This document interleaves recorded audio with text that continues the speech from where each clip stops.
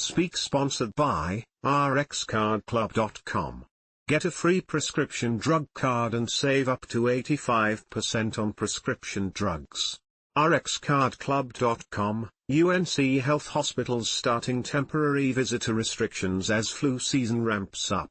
UNC Health's triangle area hospitals will implement temporary visitor restrictions starting Monday, January 5, 2026. The restrictions include: visitors 11 years old and younger will be prohibited from all hospital inpatient areas and waiting areas.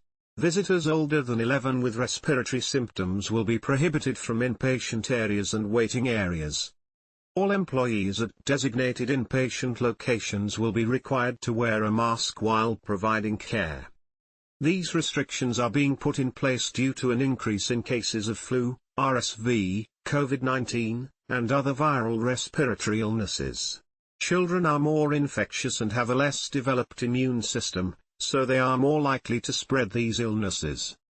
Other healthcare systems in the area, such as Duke Health, WakeMed, and Cape Fear Valley Health, have also implemented similar visitor restrictions to help prevent the spread of respiratory illnesses during the winter months.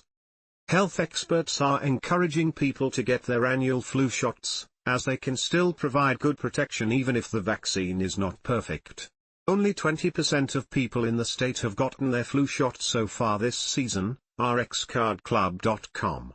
Get a free prescription drug card and save up to 80% on prescription drugs. Less than /speak.